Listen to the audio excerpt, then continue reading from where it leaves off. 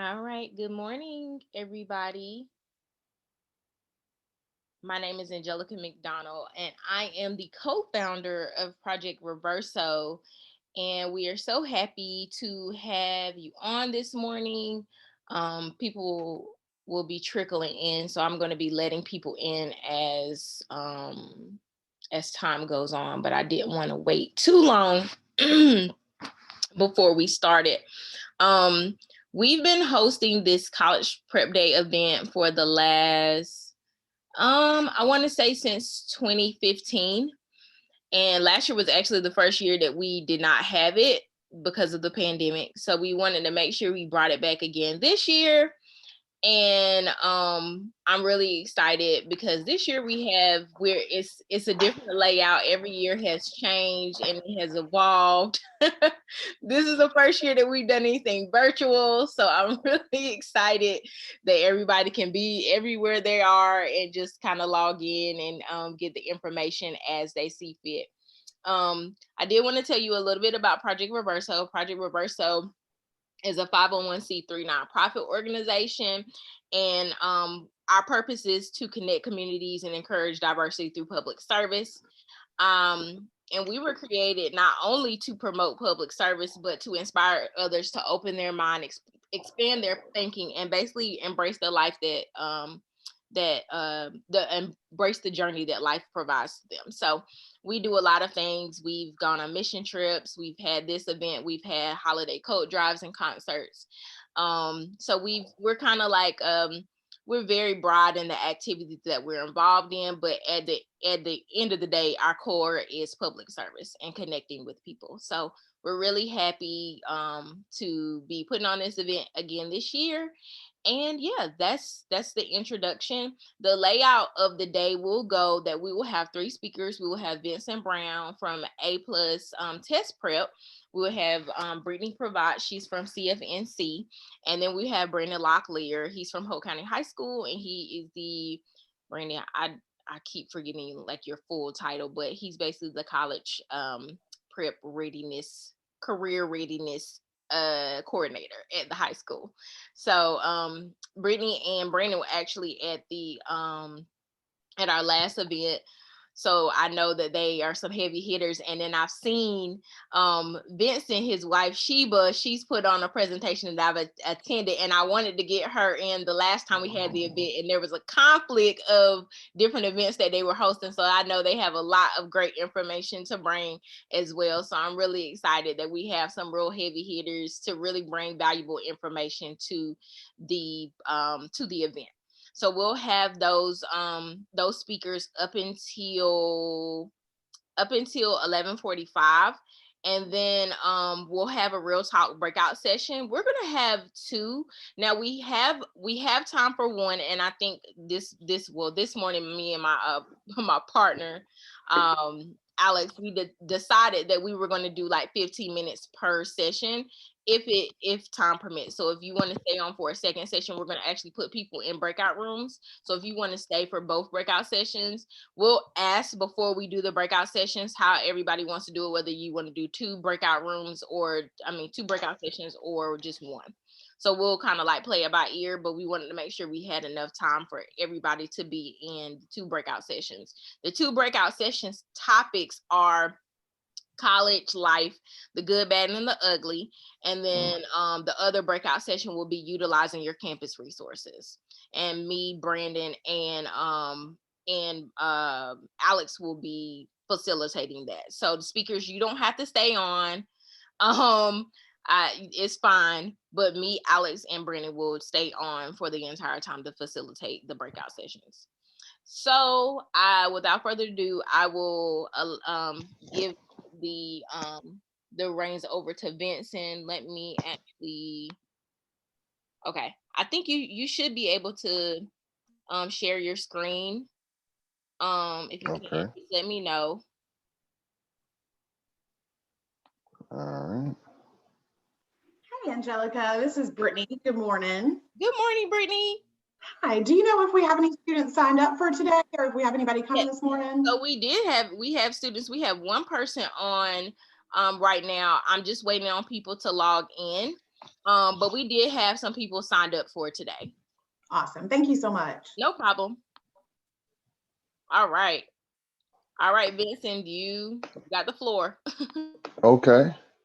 Well, good morning, everyone. My name is Vince Brown. I'm one of the co-owners of A Plus Test Prep. I'd like to thank Project Reverso for having us here today. So here we go. Go ahead and get started.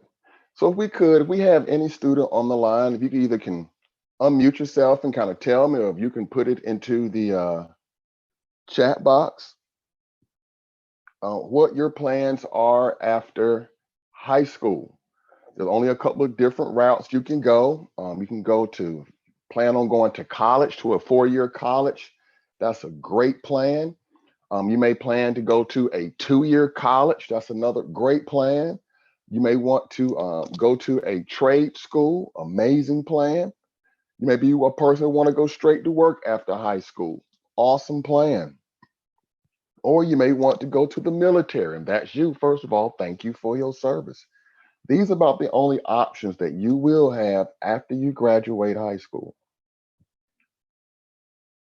Hey, Vincent, So, I completely yes, ma'am. forgot to let everybody know that we will have a Q&A session after each Okay. presentation.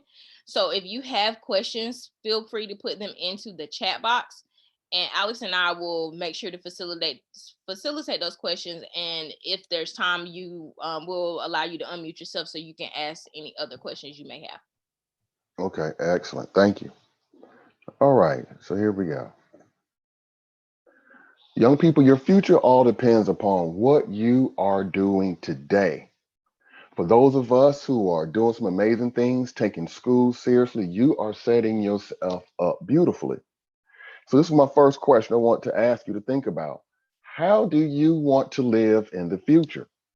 What I mean by that, do you want to be a minimum wage type of earner? Basically struggling, living paycheck to paycheck. And it's real easy to know if you're going to be one of these people that's going to be motivated to be a minimum wage earner in the future. Because a lot of these people, while they were in high school, they will have the knots. I'm not going to read anything outside of school. I'm not going to do my homework. I'm not going to ask my teacher any questions. As a matter of fact, the only thing I'm going to do is put in minimum effort. And if that is you, about the only thing you'll be able to do in the future is have a minimum wage lifestyle. How do you want to live in the future? Do you want to be in the middle class or having a real good lifestyle? If you want to do that, only thing you have to do is just be average. Just do average things, and you are headed towards the middle class. And then lastly, for those of us who right now are doing things that I would consider as super, you are on your way. You don't mind reading outside of school. You ask questions when you don't know something. You are a leader not only in your school, but in your community and in your church. You are on your way. So, once again, young folks, how do you want to live in the future? It all depends upon what you are doing today. And the main reason why you're in high school and why you want to continue your education, if that's what you want to do after high school, the main reason we do all of this is for us to have a career. I don't think anybody on the line today either want to be a housewife or a house husband. So otherwise, you're going to have to get hired somewhere. This is all we're talking about is to the day that you can get yourself hired. And then once again, how do you want to live? So why do your ACT or SAT scores matter if we're talking about a career? And this is going to be very important for your future, young people. Because here we go. By the year 2026, just 5 years from now, when you're applying for a middle class type of job or a real good earning job, I'm not talking about minimum wage. You're not going to ask you this stuff for minimum wage. But anything that's a real good paying job, they're going to ask for a copy of your resume, an application, and a copy of either your SAT scores or your ACT scores. Yep. About 5 years from now, every major employer is going to be asking for that. You probably say, well, why in the world, Mr. Brown, they're going to want something like that? Well, what employers are going to want to know, are you college or career ready? And the way that these professionals on these jobs are going to be able to tell if you're college or career ready, they're going to look at your SAT or either ACT scores. And if you're taking the SAT, you at least need to have a 480 in evidence-based reading and writing and a 530 to be considered career ready. And on the ACT, you have to have an 18 in English, a 22 in reading, and a 22 in math to be career ready. Now, young people, let's look at it like this. If you were the boss and I hand you my credentials and it says that I am not career ready, would you hire me? Some people are going to be thinking just like that for you in the future. That's why hitting these benchmarks are very important to your future. And once again, how do you want to live? Minimum wage, middle class, or flat out paid? The choice is yours. Also, young people, almost regardless of whatever type of career you're going to go into, there's going to be a standardized test waiting for you. If you want to be a teacher, or you want to be a CPA, police officer, cosmetologist or a barber, physical therapist, nurse, you want to go to medical school, law school, or graduate school, computers, and if you want to go to community college. So one of the things you might want to start thinking is, I need to learn how to take standardized tests, because regardless of whatever career I want to go into, there's going to be a test waiting for me. Also, why do my ACT or SAT scores matter if I'm going to the military? Well, young folks, in the military, you must take this test called the ASVAB. And the ASVAB tests you on science, math, reading, and writing. The exact same things the ACT and the SAT are testing you on. It's just formatted differently. And here's the deal. The higher your ASVAB score, the more opportunities you would have in the military. The lower your ASVAB score, you may not have any opportunities in the military at all. It all depends on your future. Higher scores open doors. And if you can do well on the ACT or the SAT, I know that you can do well on the ASVAB. And for my friends who are thinking about going to community college, well, why do my ACT or SAT scores matter for community college? Once again, if you have a 480 and a 530 on the SAT, and if you have these numbers right here on the ACT, you can immediately take college level courses at any community college here in North Carolina. If you do not have these benchmarks, you would have to take this test called the AccuPlacer in community college. It's just like the ACT or the SAT. If you do well on this, you can go immediately into college level courses. But if you do poorly on this, you're going to have to take high school level courses in community college.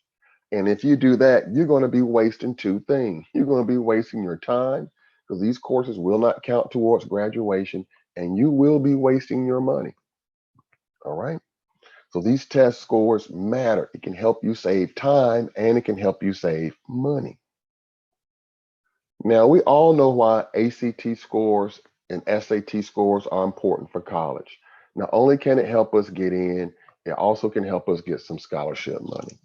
And we also know that people with more education were always going to get compensated or paid more. Okay. So, what's a good score? We hear this every single day. So, a good score kind of depends upon where you are applying to college. All right. So, most students that we work with here in North Carolina attend a public school, and all juniors who attend a public school must take the ACT. They must take it, and it's for absolutely free.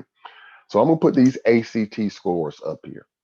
What these numbers up here represent is the middle 50% of students who are currently enrolled at these universities. So I'm gonna pick my alma mater, Hampton University. Go Pirates. Now, for young people who are freshmen, the middle 50% of them scored between a 26, a 20, and a 26, which also means 25% had a 19 or lower, and it also means 25% had a 27 or higher. Okay. And so that's the way you want to look at this. Now, if you're looking for scholarships, you're going to need to score on the right hand side of all of these schools if you're going to be competitive for a scholarship. And so now, if I was in high school, my targeted score would be a 26. Number one, oh, I know I could work for a 26. I can do that. Number two, if I get a 26, there's only going to be 25% of the students score higher than me at Hampton University. I feel good with that. And also, if I change my mind, man, look what a 26, look how many other schools I am good to go with. So you make sure you have a score, number one, that you are willing to work for. And number two, it'll provide you some options. The highest possible score on the ACT is a 36. So the first things you need to do, you need to have a targeted score, not a range of scores, one particular number that you are willing to work for. And then you put yourself a game plan together in order to secure that number. Okay, so now you have the scores good enough to get in. So now let's talk about paying for this real quick. Here it is. Here are schools here in North Carolina that most students that we work with say it's on their list. And young people, this right here is for 1 year of education. So this is North Carolina A&T, UNCG, NC State, Carolina, Central, East Carolina, and Duke. This is for 2 semesters of college. You must multiply these numbers by 4 to get the final number.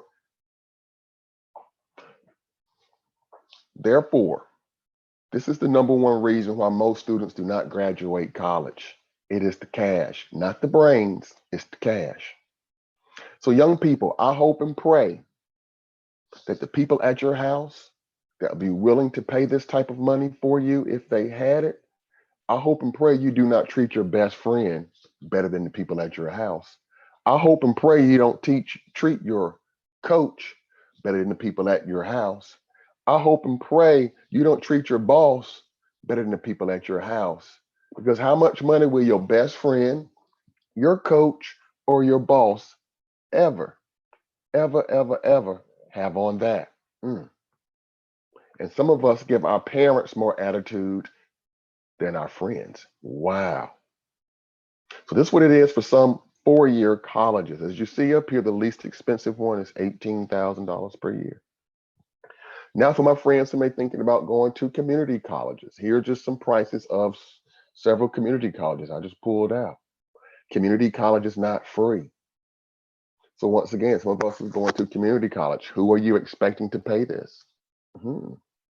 Once again, I hope you're not giving your people at your home more attitude than your friends, your teachers, your coach, or your boss.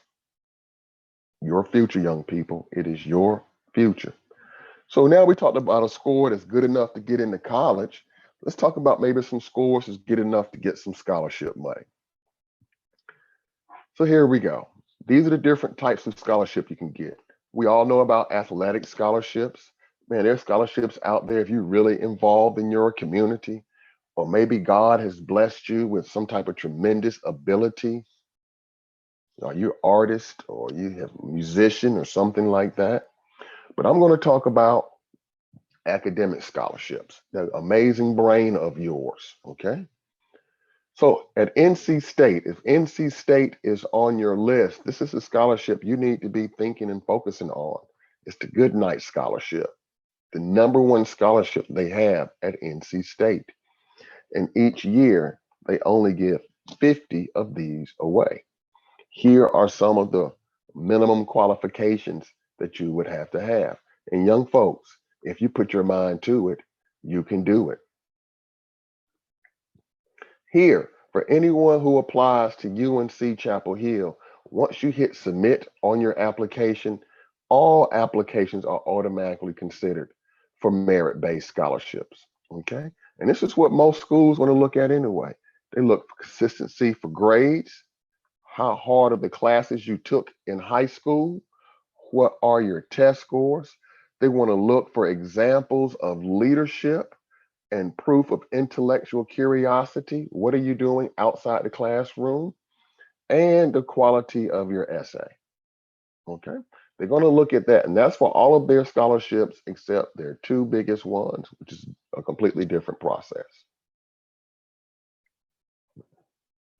And at North Carolina A&T and at NCCU, they top scholarships at these universities are called the Cheatham White Scholarship. All right. It's worth over $75,000 over the 4 years. Here's some of the minimum qualifying test scores. And then once again, outstanding leadership and extracurriculars. And both of these universities will have 20 of those.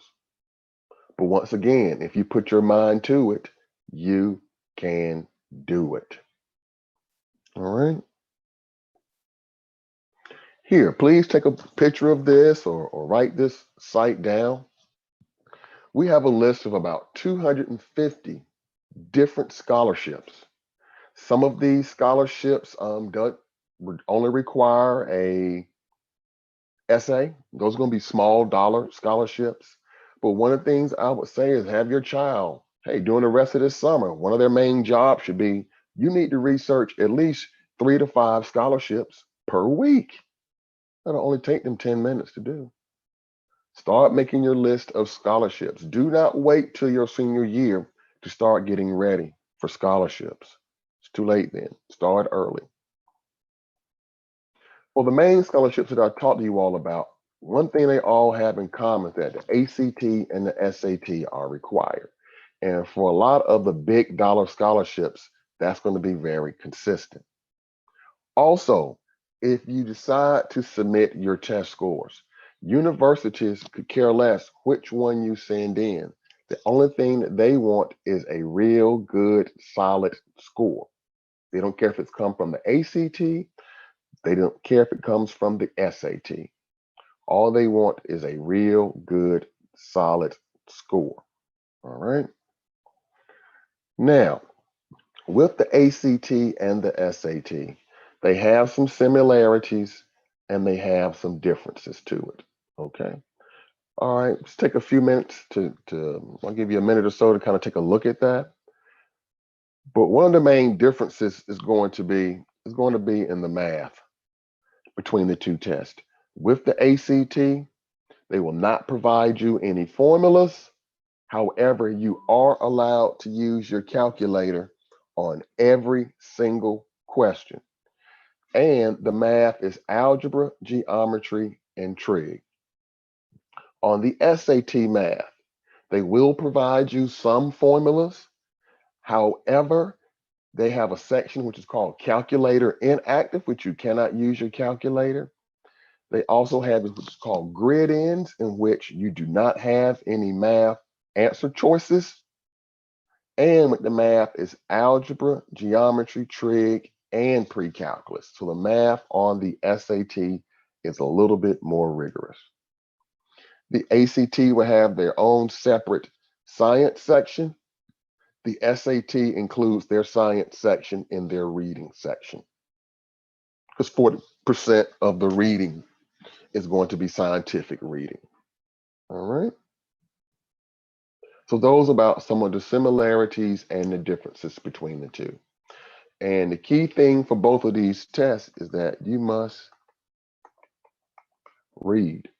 For students who read outside of school, oh, this test is a breeze. For students who do not read outside of school, who in the world is going to hire them in the future?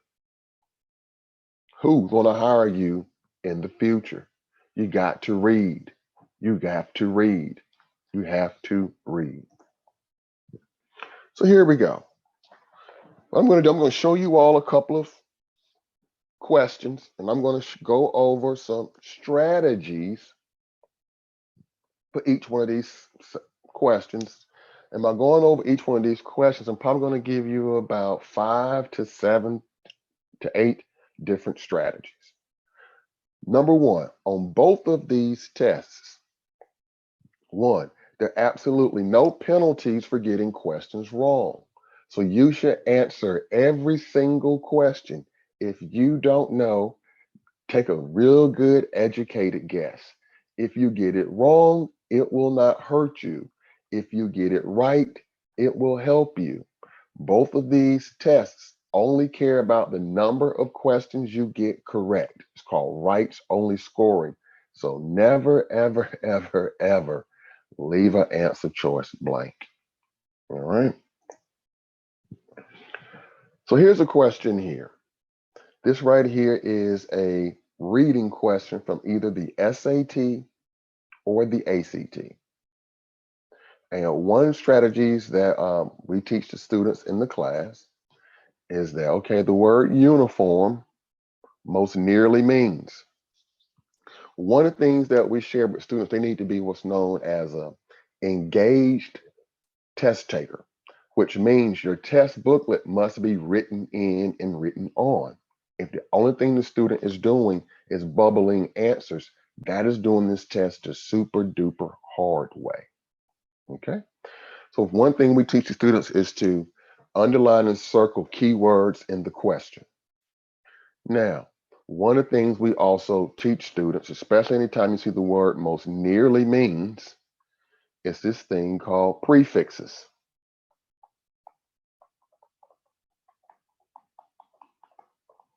Prefixes, word roots. This is going back to elementary school.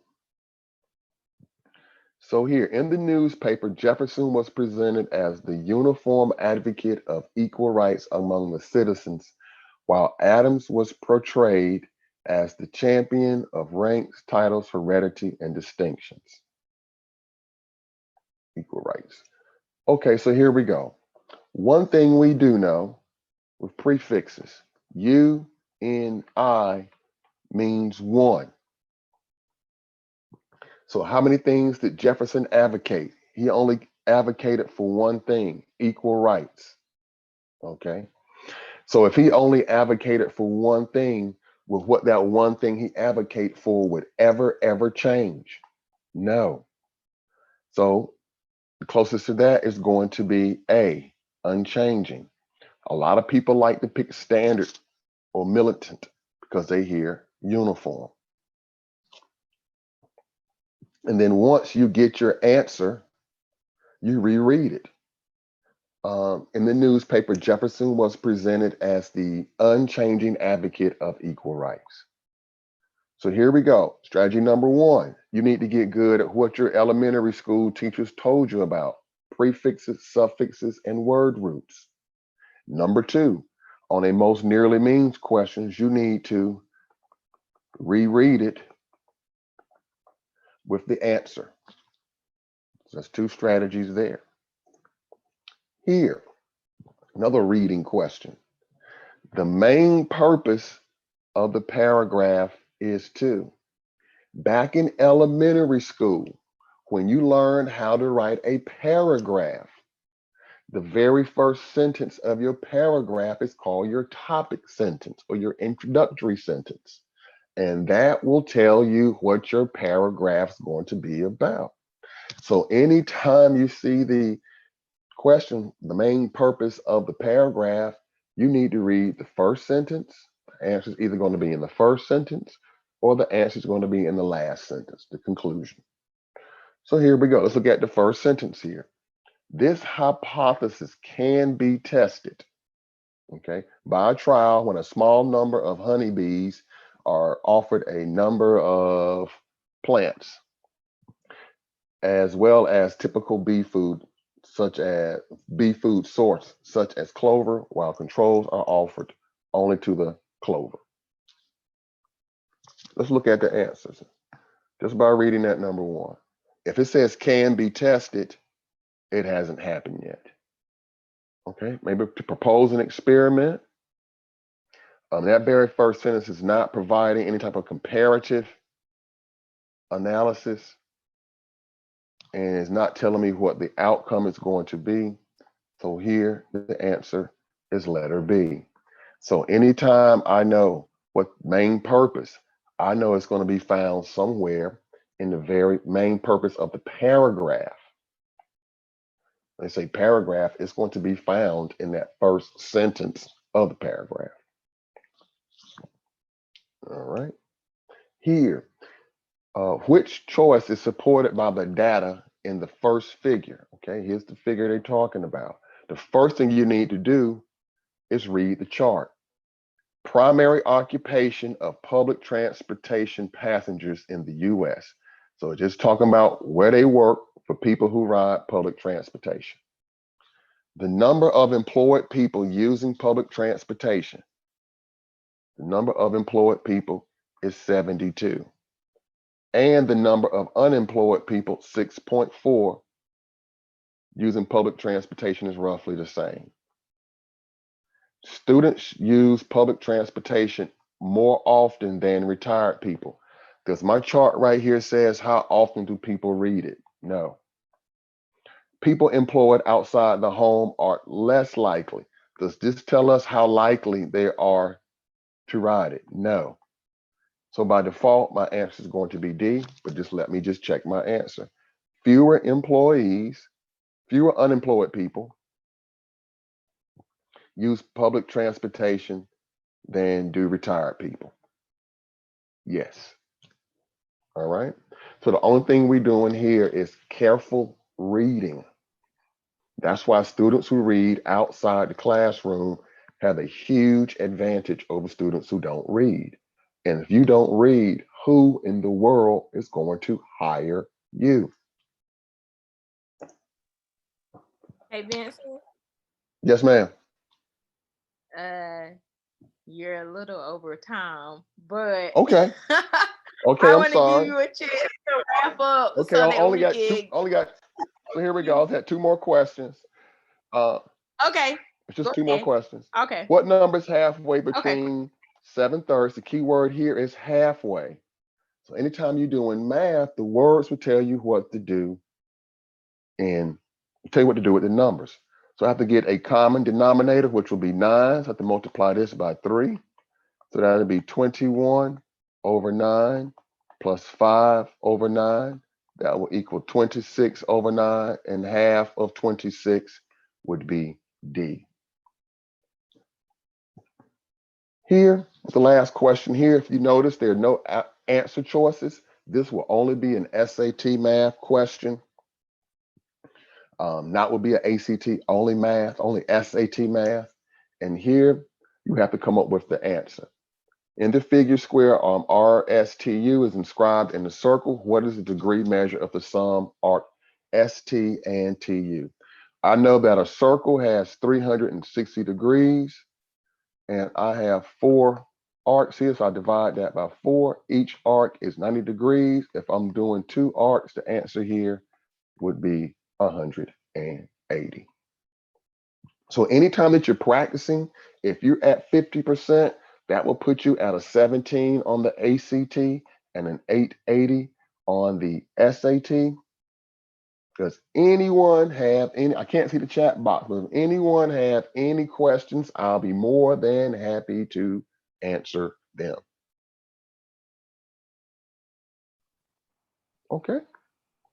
Well, I apologize for kind of going over my time. And then just lastly, please follow us on A Plus Test Prep Eventbrite.com. We do tons of free programming, all these type of programs right here. We want to be a resource for the community. And here's a way to get in contact with us. If you want to keep the conversation going, you can please book a 15-minute free consultation at that right there. And here is our phone number. If you need some more free resources, please check us out there. Thank you all so very much. I definitely apologize for going over my time, but everyone have an amazing day. And once again, thank you, Project Reverso, for inviting A+ Test Prep to be a part of this. Thank you all so Oh, very much, and have an amazing day. Benson, it's cool. You didn't like you just went into the Q&A time. So I just went I'll still allow like for questions. Does anybody have any questions at all? We're kind of go with the flow type of organization. So does anybody have any questions? And I will say, like, if you go on A+ Test Prep's website, you'll see like all the success stories from all the students that they've helped. And there's quite a bit of the students that I've seen, there's quite a bit of students of color, which is very important for us to make sure that we are doing everything we can to prepare for our test taking or the test that the kids have to take in order to get into school, but also they're helpful with other things regarding getting into school. So does anybody have any questions at all? Okay, well, we will move on to the next presentation. Brittany, are you ready? Yes, ma'am. Yes, ma'am. Hi, everybody. My name is Brittany Privets, and I am your regional representative for the College Foundation of North Carolina.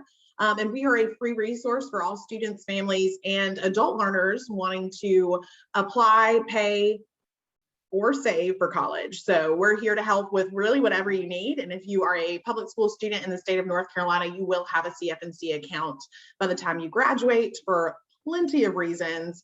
But we will go through our website really quick and talk a little bit about what we provide and what we offer students. And I'll give me just a second. I'm going to share my screen. And I'm going to go through this pretty quickly, but feel free to let me know if you have questions at the end. So CFNC.org is a state-supported nonprofit organization, and we provide resources, again, for students, families, and adult learners to plan, apply, pay, and save for college in the state of North Carolina. Our website is a comprehensive website that really will help you with really whatever you need when it comes to college and career planning in the state. If you climb up here to the top right corner and click log in, if you don't have an account, you can set up a free account. And if you do have an account, you can go ahead and sign in. And I'm going to sign in so I can show you all of the features of our site. So if we click plan for your future, which a lot of us are on this call to do, you can scroll down. Excuse me, my coffee is catching up to me. My mind's moving a lot faster than my mouth this morning. But our plan for your future timeline gives you lots of information about things that you can be doing each year that you're in high school. So for example, our sophomores, we want you to research different college options, which I'll talk about in just a second. You can learn more about those SAT and ACT tests that we talked about in with the previous speaker. Please know that a lot of colleges right now are waiving the SAT and ACT requirement due to COVID-19. So if you don't have a score, definitely know that that's not going to hurt you. But if you do have a score that you're proud of, feel free to still send that to colleges because it can definitely help you, especially when it comes to receiving financial aid funding and merit-based scholarships. So those tests are important, but right now they're kind of in limbo due to the pandemic. And then also, we want you to take time to explore different options of taking college classes in high school.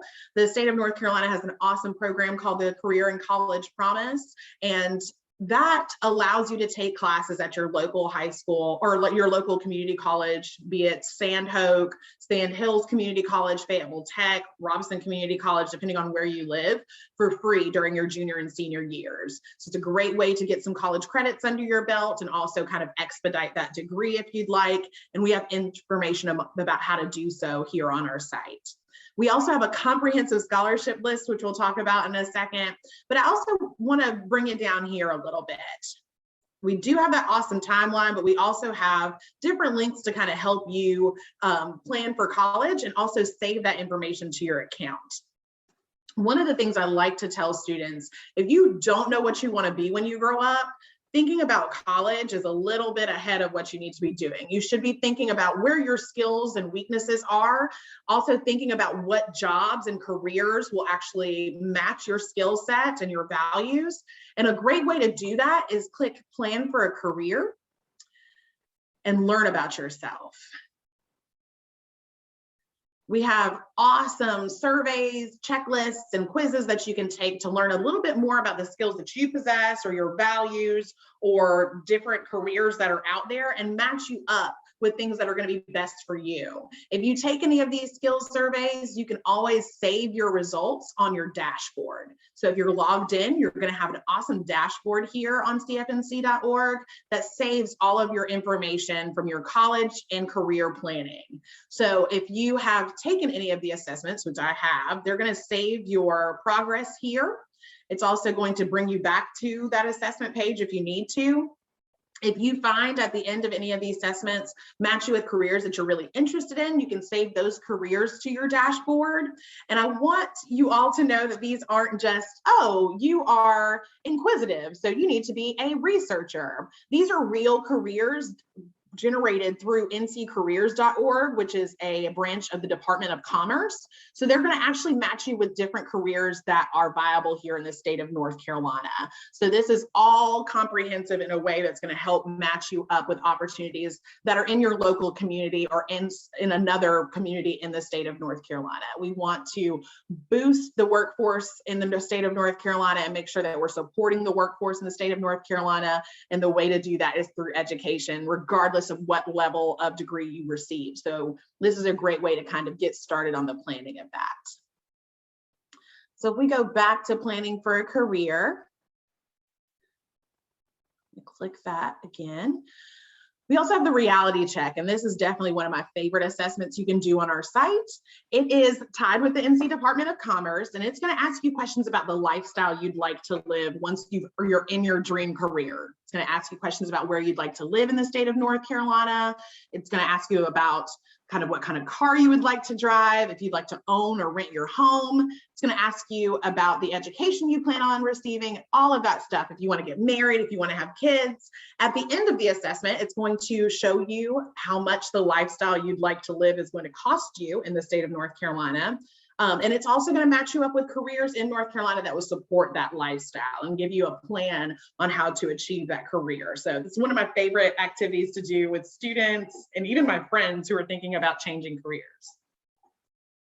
So we go back to plan for a career. You have opportunities to explore occupations, the reality check, like I said, planning resources. Another thing that is really helpful is knowing what you're getting yourself into when it comes to colleges, universities, and other opportunities in the state. So if you click Know Before You Go, again, we're connected with nccareers.org, so you have lots of information here to help you with your research in creating the best education and career path for you. So for example, Star Jobs, if you click this link, it is going to give you information about different jobs and careers in the state of North Carolina, outlooks when it comes to hiring, also earning potential, all of that fun stuff. NC Tower is going to let you know the employment outcomes for degrees at any of our public institutions in the state. We have 16 public colleges and universities, and we also have 58 community colleges in the state. And NC Tower will break down the earning potential of each of the degrees at each of the schools that we have. The College Scorecard is going to give you information about the cost of higher education and the overall average debt from each of our institutions. And the College Navigator is going to help you learn about the cost of attendance, program completion rates, transfer rates to other institutions, and how well students do at other institutions once they've transferred out, and the percentage of students receiving financial aid and the type of financial aid they're receiving. So this is a comprehensive resource for you to do some research on where you want to end up. Now, once we've figured out who we are and what we want to do, we'd like to make sure that you have a path to get there. And typically that's going to be through getting some type of higher education. I don't want anybody on the call here today to think that I'm pushing college. I really just want you all to know that there's tons of resources out there, and not every student needs a four-year degree to be successful. Not every student really needs a degree to be successful, but we want to make sure that you're matched with resources so you can maximize your time in college and have the best outcome for what you want to do. So if you scroll down, we have information about different colleges and how to take college courses in high school, how to explore different majors, and also student enrichment programs. When we're talking about colleges, I'm a former admissions counselor from 2 different UNC system schools, and I will tell you right now, there's 3 specific things that students or that colleges are looking for from students. First are going to be your academics. So that's going to be grades and test scores. And I will say statistics show that your grades are a better predictor of how well you're going to work and do well in college. So definitely focus on those grades and make sure your GPA is reflective of your work ethic and also what you know and all the information you've retained throughout high school. The second thing they're going to look at is going to be getting involved. Have you figured out ways to get involved outside of the classroom? Are you engaged in your community? And a great way to do that is to explore the enrichment programs that the state provides at our colleges and universities. So you can look here at a huge list of over 56 different camps and programs on college campuses based on what you want to do, based on the grade level that you're in, based on areas of interest, whether or not it's an overnight program or not. You can even look based on free opportunities or opportunities based on your budget. But this is a great way to get involved and also kind of show colleges that you're working towards your goals. So for example, Summer Ventures in Science and Mathematics at UNC Charlotte is a free program for students who want to learn more about careers based in science and mathematics.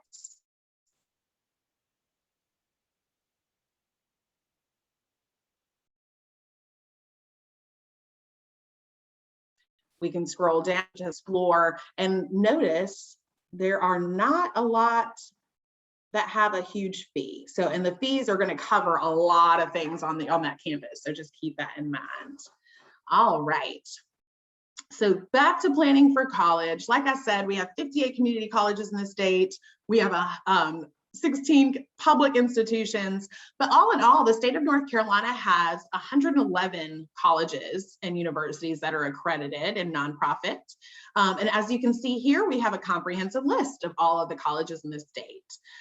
One of the things I like students to know is that you do not have to comb through 111 colleges to learn about where you want to end up. You can definitely narrow it down by using 3 different criteria. Now, everybody has different things that they want and need from an institution, but these 3 things need to be on everybody's list. So first, you're going to want to look to see if the schools have the major that you're looking for. So you can go here to academics, and click programs and majors offered and narrow down your list by grouping of majors. So what we call those major clusters on our site. So if you're looking to go into healthcare, we have the health sciences area of study. If you're looking to go into something like criminal justice or government, we have government and public administration. Or if you know exactly what you want to do, you can type it in up here. I like to type in nursing because that's a super popular program right now, and we need more nurses in the state of North Carolina, especially when we're amidst a global pandemic. But if we click nursing and click OK, and scroll down to click apply filters, that's going to narrow our list down from 111 to 85, which still seems like a pretty hefty list. So the second thing I tell students to look for is to make sure that the location works for you. So you can click view all on map, and you can see here we have an interactive Google map here for you to learn more about where schools are located. North Carolina is a very wide state. So from my home in Wilmington all the way to Cherokee, North Carolina, which is the westernmost tip of the state, it's going to take me about 7 hours to get there. So you have a lot of stuff going on in between Wilmington and the mountains. So we want you to get a visual of how far the school is from your home. And also what's around that institution. So major, location definitely need to be on your list. And last but not least, the size of the institution is going to help you narrow down your list. Some of us really need a small learning environment where we get one-on-one attention from our professors. Some of us want a large school environment. I went to a much larger school in the state of North Carolina, one of the largest in the state, and I loved my experience. I have a brother, on the other hand, who went to a much larger or smaller school because he really wanted the small school experience. Both of us enjoyed our collegiate experience. Both of us have degrees. Both of us are doing well in life when it comes to being fulfilled from our careers. So I really want you to be intentional about where you go to school, because that's going to be kind of your springboard into your future. So if you're looking at size of institution, like I said, I went to a large school, so I'm going to pick schools bigger than 10,000 and apply filters. And right now we have narrowed it down to 13 schools with nursing. We can narrow it down based on where we want to be. And then it's also large schools. So lots of opportunities there for you to search for colleges. But the cool thing about CFNC, because you can search for colleges on Google, is that you can save these schools to your dashboard so that you can do research or connect with them later on and ask the questions that you may have. If you click the school itself, it's going to give you some quick facts about the institution. So I just clicked East Carolina University, which is my alma mater, go Pirates. Much like Hampton, we share a mascot, go Pirates all day.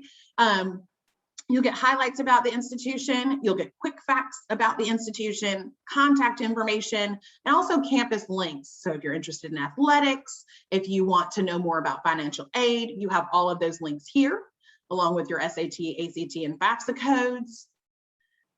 But if you are a senior, you can go straight ahead and apply directly to ECU from cfnc.org. You can also send your high school transcript to any of the schools in the state for free if you're a public school student. So CFNC is a great resource for you when it comes to college and career planning.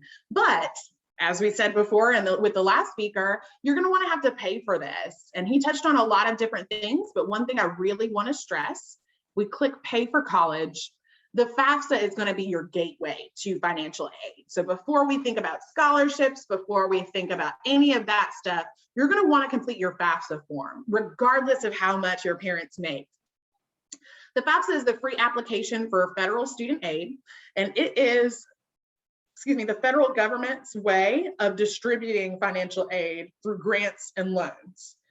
We also tie that to state aid as well. So the FAFSA is going to be the form that you fill out to apply for state and federal financial aid.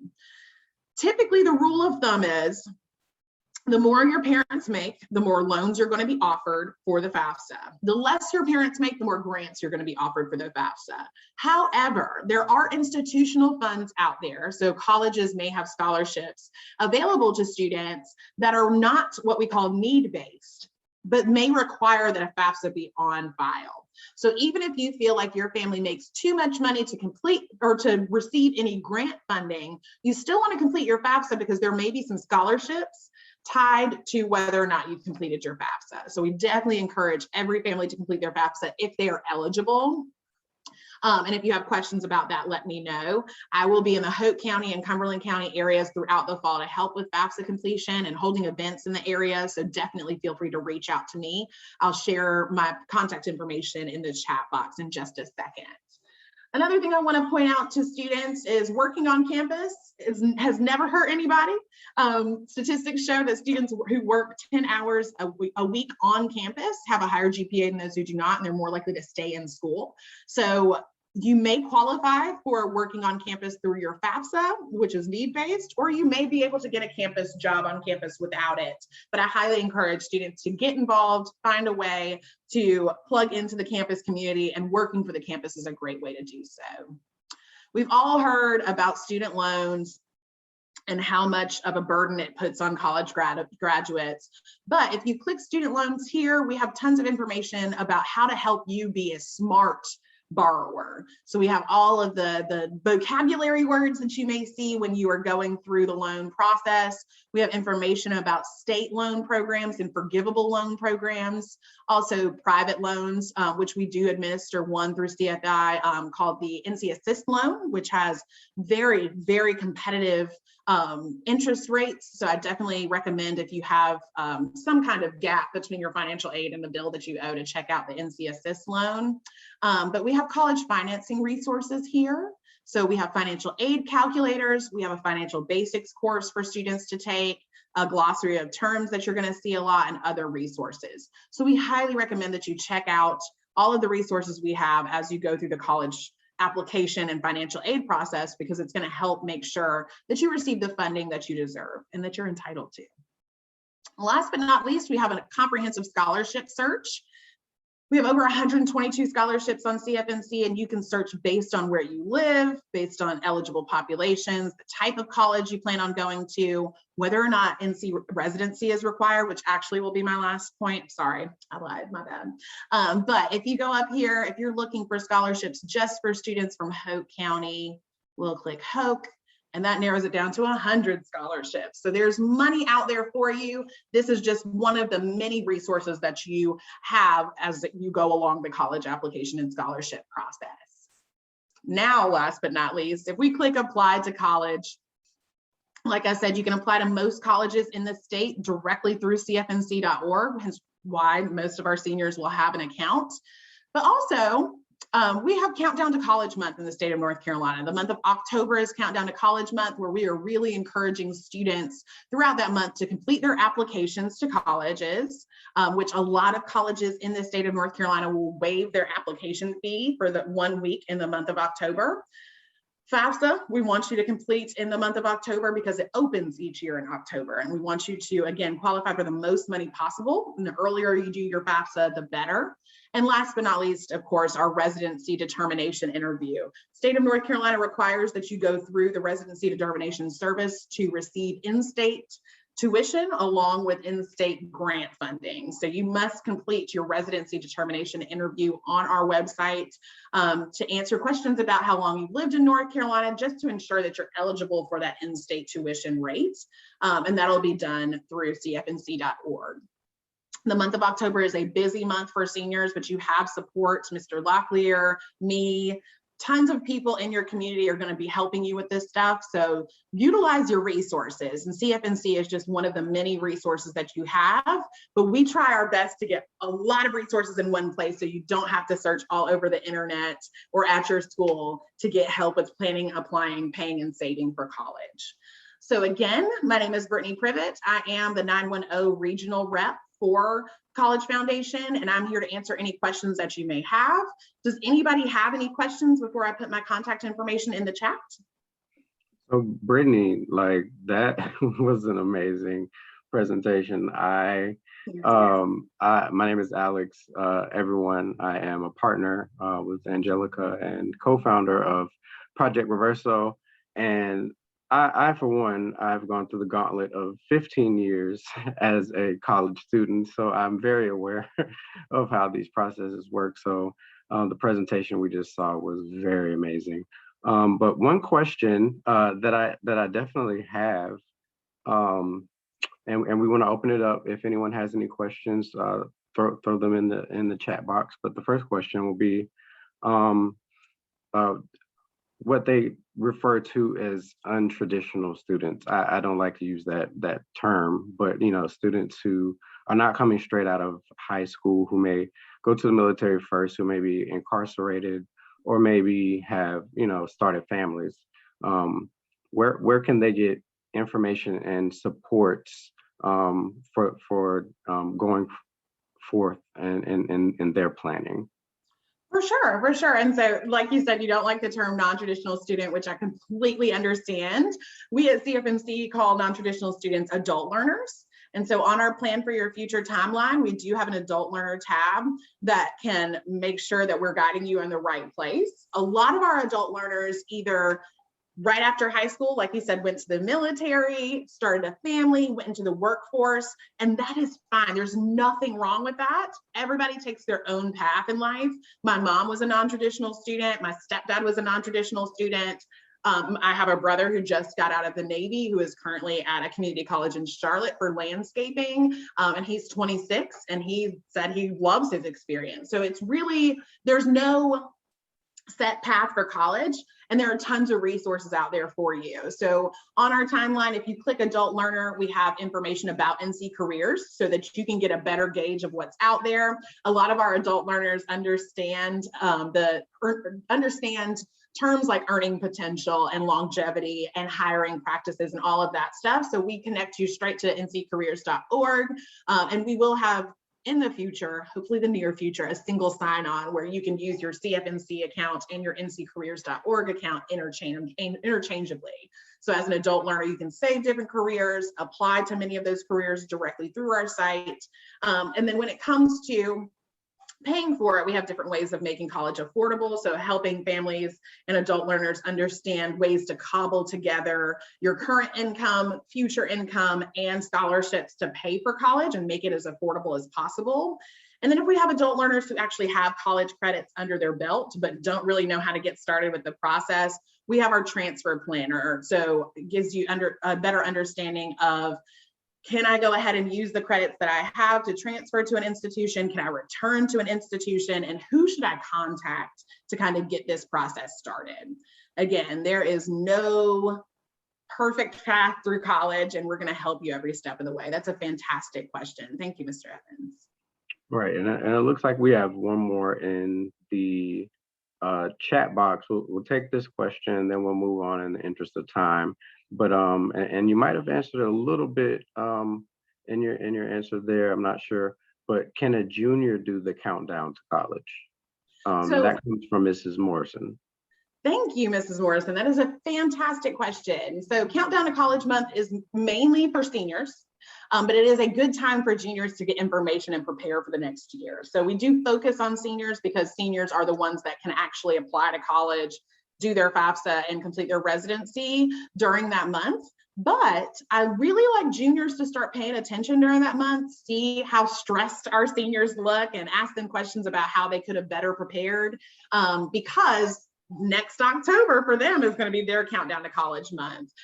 So typically I like to tell students, your magical deadline during your high school years is going to be Halloween of your senior year. You're going to want to have your applications, your FAFSA, and your residency done by Halloween of your senior year, and if not earlier. But typically schools will open up their college applications early September for seniors. And you can go ahead and get your applications in. The FAFSA opens October 1st for seniors every year. And then residency you can do as early as the summer of after your senior or your junior year, rolling into senior year. But I really encourage juniors to pay attention. Juniors can still reach out to colleges and ask questions. As a former admissions counselor, I used to love when juniors would reach out and say, hey, this is my #1 school. What can I do to make my application as competitive as possible? Because if you call as a junior, you have time to really craft your story and craft who you are and have the story that you want to tell colleges about you to make you more competitive. If you call March of senior year, that's a totally different conversation. So we really encourage students to start exploring, set up a CFNC account, go on campus tours, and connect with these colleges so that they can help hold your hand throughout this process and get you where you want to go. Fantastic question, Ms. Morrison. Great. I really appreciate that presentation, Brittany, again.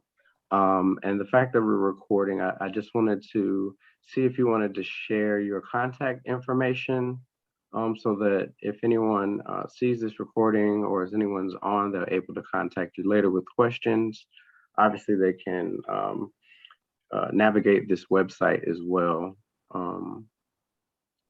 For sure. So we have general contact information for CFI. So I'm going to leave this up here. So if you ever have general questions, our call center is phenomenal. They're located in Raleigh. They are North Carolinians answering the phone that work for the College Foundation. So they're going to be able to answer your general questions. When it comes to reaching out to me, like I said, I live in Wilmington, but I travel throughout the 910 area code and go into schools and programs like this to kind of really help students match you with resources. So my email address is going to be brittany.privet, so my first dot last name, as you can see here on the screen, at cfi.org. And my cell phone number is 910-280-1883, but I will let you know that email is going to be the best way to contact me. I'm also on Instagram and Facebook at Brittany@CFNC. All one word, Brittany at CFNC. So if you ever have questions, feel free to reach out to me. I work closely with Mr. Locklear over at Hope High, and I have family in the area. So anything I can do to help my people in the nine dime, y'all just let me know. But thank you so much for having me today. No, thank you. Thank you so much. Thank you so much. So next we have Brandon coming up, and I'll let Brandon introduce himself. How's everybody doing? like Alex was saying, my name is Brandon Locklear. I work out at Hope County High School. My long job title that everybody forgets is the College and Career Ready Coordinator out at the high school. Just to give you a little background about kind of what I do and where I came from. I'm from Hope County. I went to Hope County High School, graduated from Hope. I started working there about 2015 as IEA coordinator and a dropout prevention coordinator, and just kind of progressed into some other things before I got into being the college and career ready coordinator. So now my job there is to help students get scholarship money, get in the military if that's kind of their goal, kind of help them put a game plan together as far as what it entails to get where they're hoping to go, be it college, military, a business owner, getting a job locally, whatever it may be. So today what I'd like to share with you guys is just some different websites and things that I use and utilize to try to pull all the resources together. Like Ms. Pravat was saying, we work closely together. CFNC is another program that like I use like a ton, and it can be really useful and just getting information together and not having to go to multiple websites and piece it together. However, talking about things like eligibility, ACT, SAT, that stuff can be somewhat spread out. And so I'll show you a couple different websites that I try to utilize, as well as some resources that I think can make a big difference for you guys. And if you guys have questions and while I'm doing this, you can just pop them in the box and I'll try to be proactive about reading them. Give me 1 second. I've not done this in a while, so y'all bear with me. Okay, so one of the things I really like to talk about, and there are websites like this outside of North Carolina, but this is one that is unique to North Carolina, very similar to the College Foundation website. The one thing that I like about the Foundation for the Carolinas website is one of the new features that CFNC actually just added, which is you can go on here and search and apply based on the county that you live in. And for me, a lot of times when I'm working with kids, juniors, sophomores and juniors, and we're talking about putting scholarship stuff together, it's always a struggle to get them to kind of hone their mind in on a handful of scholarships and just get them complete. We can come up with a list of 20 and 30 different scholarships, but if I only do a quarter of this one and a quarter of that one, and half of this one and 3/4 of that one, there's no way for me to assure that I'm going to be as competitive as I can be for those scholarships. And then it kind of stretches your focus out, so that way you're spread thin and you're not really completing them, not from start to finish necessarily, but completing them on time and making sure that they're complete in the way that, like I said, you can be competitive. So one of the things I really liked about this website was that you can break it down by area of study, by location, and even by county. So I'm just type poke here.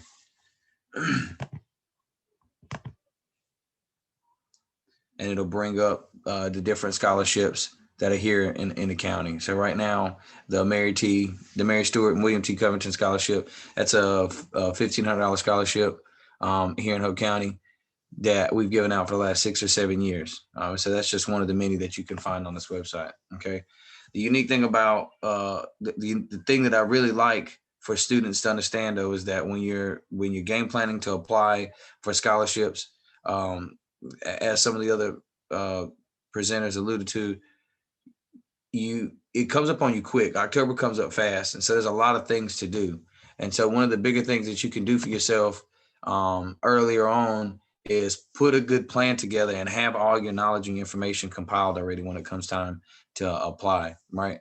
And one of the other websites that I like to utilize is niche.com. And the cool thing about this place is it's a national website, so it'll show me colleges and scholarships beyond just North Carolina. And so I'll use this kind of as an alternative to the CFNC for those students who might not be staying in state. I know I have quite a bit of kids that this past year, for some reason, are going up to Delaware State, I think, which is a big HBCU up there And so that was, for me, it was a first time experience of trying to look into that particular state and find out what different qualifications they needed to have, and really piecing stuff together. So this is one of the websites that I used. Not only does it have a breakdown of schools, but it'll give you a breakdown of the different scholarships that they have to offer as well. So just on the opening page, and there's some sponsored scholarships, obviously, but as you go through, it'll give you a breakdown of the deadline. It'll, if I click here and ask for scholarship details, it'll show me some scholarship details. I'm sorry, my internet is terrible. I live out in the country.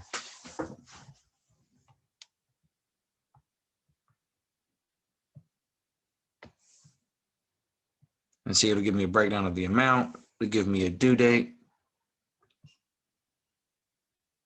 When I click details, it'll give me a little background, tell me about any essays. And this is a big one for high school students, obviously, at least from my experience. They want to know if it's going to be a scholarship with an essay. They want to know if it's going to be a long application. I tend to kind of push kids to go ahead and complete things regardless of what the length may be or how tedious of an application it may be. But the truth of the matter is, like, that matters to students, whether or not that's what they're going to put their time into. And so having an understanding of what this scholarship is going to consist of and how much work it's going to take prior to me starting it will kind of motivate kids to understand what's being asked of them before they even get started. So it's a good way to kind of encourage them to comb through here and find what applies to them directly, so that way they can find these scholarships that are very unique, that not a lot of kids know about. And the crazy thing about this particular website, they do a counselor seminar once a year during the summer, and it never fails. One of the biggest things that they look for in the presentation at the end is how much money was left over. And it's always like a ludicrous amount of money. So these are scholarships that are available that aren't taken advantage of often. So utilize the resources that you have. I'm trying to check my messages, so y'all bear with me to see if you guys had any questions. And so just touching base on scholarships, I just showed you guys some scholarships from Niche and some others from the College Foundations of North Carolina. It's always good to me for you guys to understand where I can go to find scholarships from the college, because one of the bigger things that I push is, if I'm looking to go to a school, I know I want to go to, let's say North Carolina A&T, right? It's a really big campus, really nice university, really prestigious, got a great curriculum, a lot of really good professors. I have a lot of great kids end up going to A&T. But the thing that I really like about A&T's website is it's organized.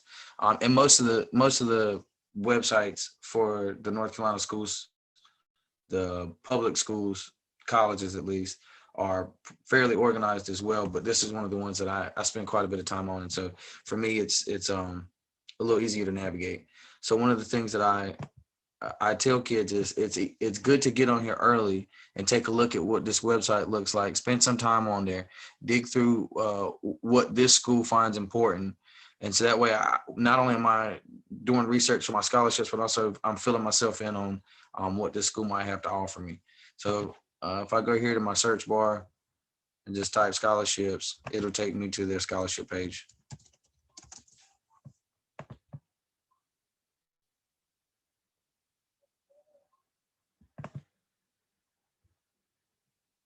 Scholarship from other counties and states.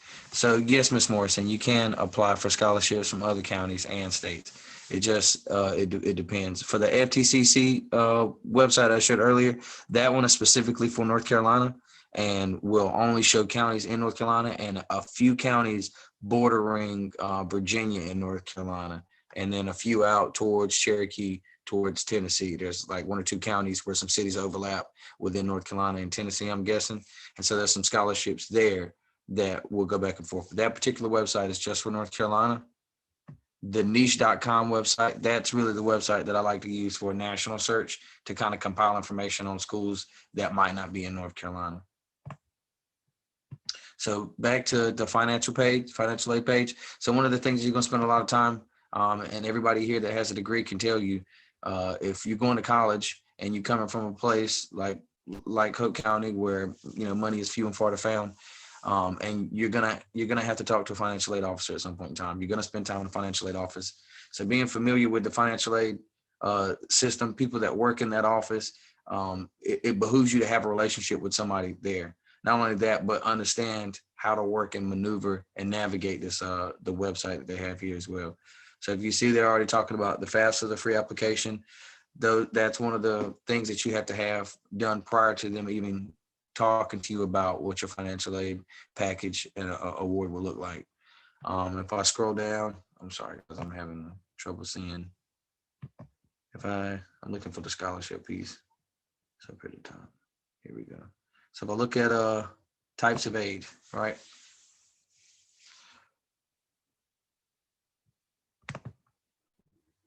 It talks about grant information. It talks about some loans. And here it talks about scholarships. I'm really big on scholarships. I like money that I don't have to give back.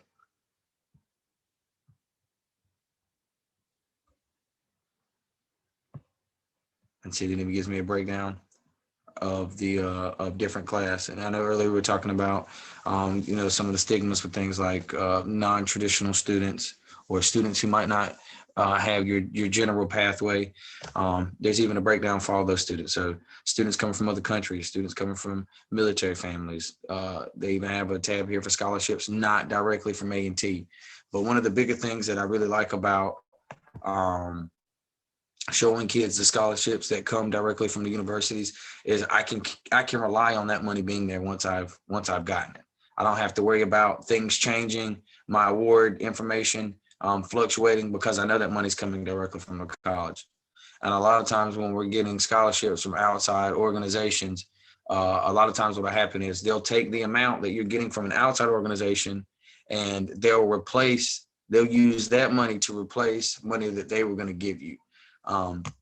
It's not always broadcasted that way and it's not always advertised that way, but I've seen that happen time and time again, where a kid gets $1,000 scholarship and they've got the rest of their what they owe taken care of, but they end up taking the $1,000 first before they utilize the awards that they would have gotten prior to that scholarship. So it's important to understand, one, how that works, that's going to be used before the money coming directly from the college, right? So if you've got that money that's coming directly from the college, that money is going to be there for you. You don't have to worry about it fluctuating. I can rely on it. I can point to it and say, hey, it's here. It's going to be present in my account. And so for me, that's important. I also put up East Carolina's website just to show you it's not just a site like A&T. These sites are relatively well organized and kind of self-explanatory oftentimes. If I'm looking to apply, I go up there, simply click apply. And this isn't the only portal in which you could go and apply to college. You can utilize other sites like CFNC, the Niche, sites like that. Also, they double as places that you can go and house your applications. Okay, so one of the benefits of utilizing CFNC over actually applying to ECU directly is that I can go back in, and once my profile is completed CFNC, that stuff is just pieced in for me. Okay, so it might be a little less time consuming, but again, once I begin school here at ECU, I'm going to have to be familiar with this website and kind of how to interact and navigate with it as well. Okay. So ECU essentially the same way. If I go here and type scholarships, I'm gonna pull up the page of scholarships, right? So it's pretty self-explanatory. And this is literally what I do when I sit down with a student. If they're in the 9th grade, 10th grade, and we list out 10 schools that they're interested in, and ECU is one of them, this is one of the things that we'll do. We'll go and sit down and look at the scholarships they have available, kind of pinpoint and decide which ones we think will most be applicable for us. And we can go ahead and start game planning things like essay prep, coming up with what angles we're going to take and why we are best fit for this particular scholarship. So just being able to take the time and see what is out there ahead of time as a junior, sophomore, freshman, then I have a better idea of what it is they're actually looking for. Okay. And if you see here, one of the reasons why I brought ECU up is because they have a program where you input your information, and if they have scholarships, they apply them to you directly, right? So they have scholarships that you can apply for through separate applications, but they also have a system where you'll come in, you apply, and they have a roster of scholarships that they will apply to you based on what your needs may be. And here's a handful of the other scholarships that they have. And these are really prestigious scholarships. They're really competitive. So I'm not saying that, if you don't get a scholarship from the university or the college that you're going to, that's the end all be all. I'm just saying understanding who gets money that goes to universities and colleges and why they're giving those students that money, understanding that going in could help us get that money. So before I move on to college athletic eligibility, does anybody have any questions about applying for college? I know I kind of whizzed through that.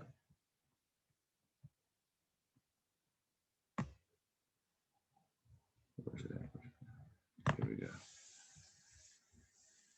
Okay. So one of the other things that I do out of Hope County High School is athletic eligibility for college students or high school students going into college. This website here is the most recent update of NCAA. It used to be the Clearinghouse. It's no longer called the Clearinghouse. It's called the Eligibility Center now. So any of your athletes are going to be Division I, Division II, or Division III. They'll all come through here, right? And the only other place I think that has a clearinghouse would be the NAIA. And I also do that at Hope. So if you're a Hope County student and you need help with that, I can always sit down with you and assist with that. And I really don't mind helping kids that aren't from Hope County. So if you're a student that happens to see this and you want to reach out and ask some questions, that's fine. So this page is important to students who intend to play college sports, because this is where you'd come to register for coaches to be able to see your information. Okay. Just to give you a little background of like what is necessary to compete as a college athlete, you have to have a GPA of a 2.3 to compete as an NCAA athlete. You have to have completed the 16 core courses that are listed out in NCAA's requirements. And then you also have to have a ACT or SAT score or a supplemented test score there as well. Okay. And one of the cool things that I really like about this site is that it gives you coaches information. I know a lot of times students, we have this impression that when you're really good at athletics, people just show up to your house to give you money to go play at their college. And in all honesty, there may be stories where things like happen that way, but traditionally that's just not the situation that we encounter on a day-to-day for college athletes. What tends to happen is you will fill out your information here on this site. You'll register as an athlete. You'll list out your all the details that you want college coaches to know, and then you'll have to go to the college websites and actually apply using an athletic questionnaire to give them your information. Then once they have your information and you reach, I think it's your junior year, they're allowed to make contact with you from that point. But generally that contact does not happen without you at least having done the academic questionnaire. Okay. The other important thing about this website is this is the website that all of your transcripts will be uploaded to, all of your scores, and any financial aid or fee waivers that you may have associated with your athletic eligibility. So anything that the college may need from your high school or from wherever you came to prior to competing, this will be the website that everything will be uploaded. Okay. So it's imperative that one, this information is accurate, contact information is accurate, and that you maintain contact with the person that is uploading this information for you in your particular site. They do a really good job here of walking you through. I tried to create an account ahead of time, but it kicked me out. So I'm not sure what happened there, but my goal was to go through here and show you guys. But they have a video on here that walks you through how to register. It's very simple. It has checklists that you can go down, and it'll walk you through like the different requirements that are needed to complete your athletic questionnaire packets for those particular schools. And so it can also be a very helpful in compiling information about where you're going also. That about wraps up what I have to talk about. Do you guys have any questions? I know I'm kind of all over the place.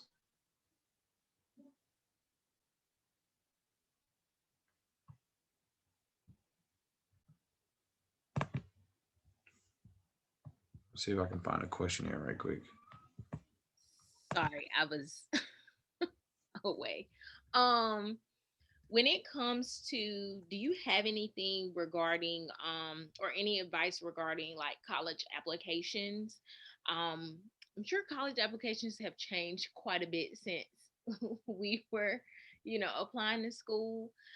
So do you have any advice like of the things that kids need to be looking out for as of right now when it comes to like the college application process? That's a good question.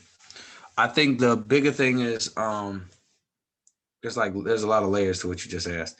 The first thing is to be knowledgeable, right? I can't tell you how many times like free college weeks, free application week starts, and I have kids that like they don't know their social security number, they don't know their address, they don't know their phone number. First and foremost, make sure you're educated on like yourself and your information, or have access to that stuff when it comes time. Second, I would say have a clear understanding of what makes you competitive, right? So that way you can ahead of time what picture you're trying to paint for the people that you're trying to sell on you. The other thing is take the time to go and look at some of those prompts, look at the scholarships, look at the applications the prompts that they're giving on the applications, to understand what it is they're asking you and why. Give yourself some extended time. I know I had a kid this past year. He had like a 4.6, 4.7, really smart kid. Had gotten offers to go to Duke to get on a partial scholarship, and to Chapel Hill as well. But he waited to like the week and a half, I think, to do his essay.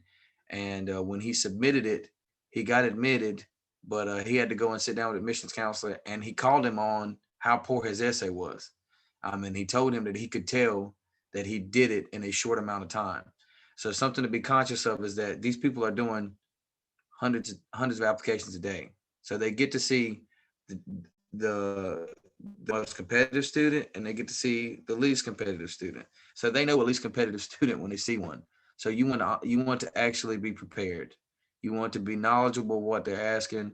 And a lot of times the information they're looking for are the small details about things that you participated in, places that you've been, people that have mentored you, people that you might have impressed, those kinds of things. And the other thing I would say is I'd be honest.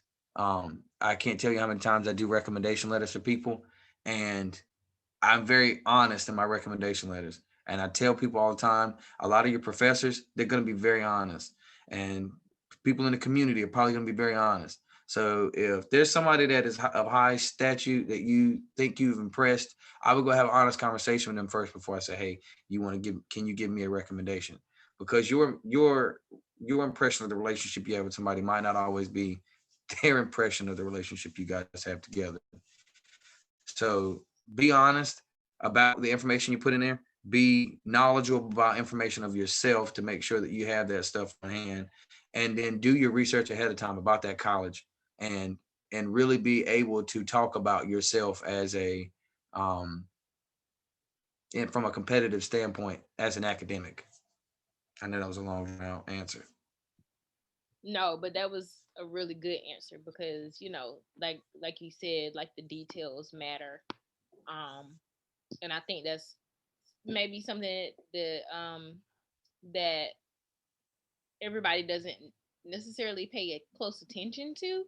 So that's why I asked that question, because I know like even back when I was applying for school, college applications were super, super serious. Like I remember even having like my teachers look over my essays and stuff just to make sure that they were like good, and had like my English teacher look over my essays, even give me edits and stuff like that. And it was like I was planning. This was my junior year.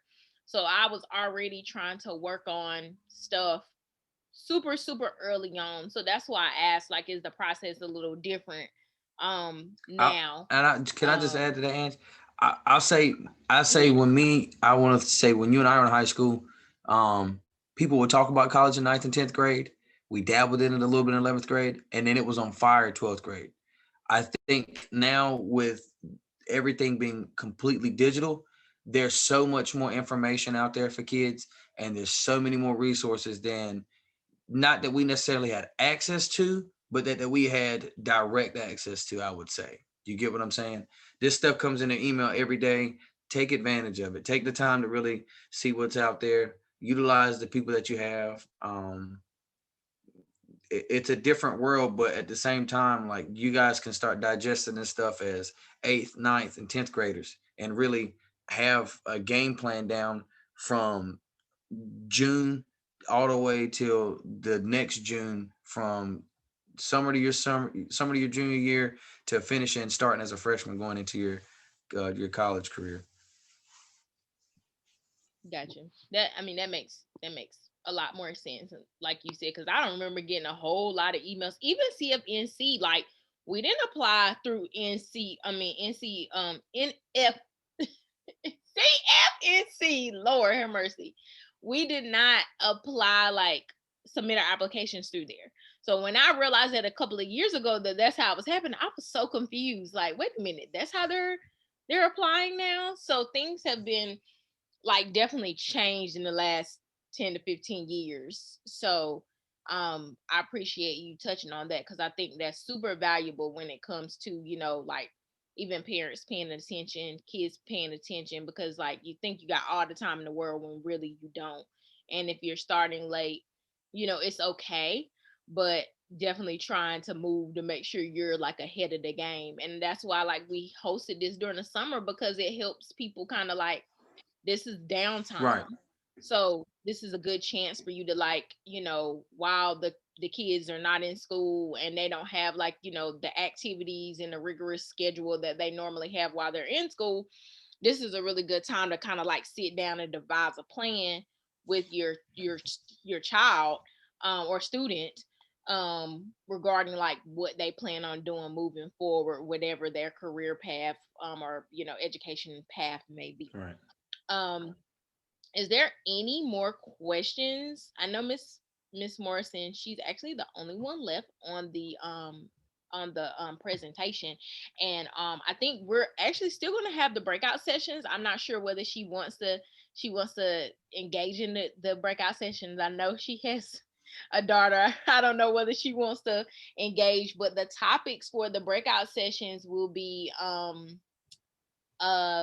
college life, the good, bad, and ugly, and then also utilizing your resources. So I think Alex is going to take point on that, but I did want to make sure that Ms. Worson didn't have any other questions before we get started with the breakout session. And please feel free to stay on to listen to our perspectives on those subjects, because I think, with people that have been there, even as most recently, in the position of being a student and being closely connected with colleges, I think that this part of the presentation is just as important as trying to get into school or, like, after school. So yeah, Alex, you can go ahead and take over.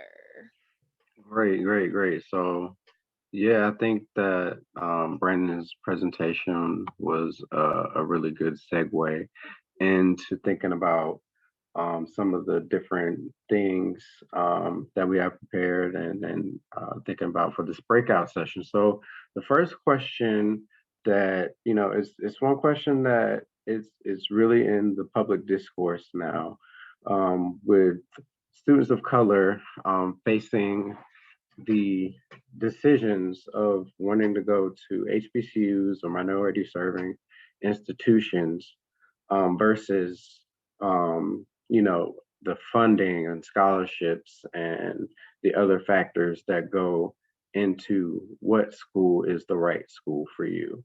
Um, so um, let's talk about that a little bit. And Brandon, do you have any perspectives on any like advice on students who really want to have that HBCU experience, but they're not sure whether or not their perfect school is actually a HBCU due to either funding or location or any other factors that they're weighing and making their decisions?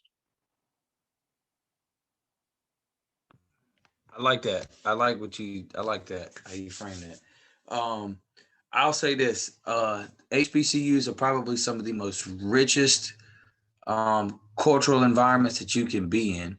And the really cool thing about them now is that they're starting to get a lot of traction and attention from these pockets of funding that have been kind of like back room for a lot of larger university and systems. So that money is kind of being redirected in a way that that generation of kids, this generation of kids, and that demographic of children that are going to HBCUs are getting financial opportunities that they've not generally gotten in the past. But one of the things that I can say, as far as one of the things I hear them talk about a lot, is being nervous about the curriculum, right? We have, just in North Carolina alone, we got, schools like Central, one of the best law programs in the United States. You look at A&T, one of the best engineering, the best mechanical engineering program in North Carolina. Competitive on a national level with, I think, 8 out of their 12 programs that they have. You look at places like Fayetteville State, whose campus has been noted for how beautiful it is, how well they function within a larger community that has Cumberland County and Fayetteville. So you have all of these unique stories that are these HBUs that are spread out all throughout the U.S. And we have some really nice ones here in North Carolina. I'll say, for the kids, do your research before you start listening to other people.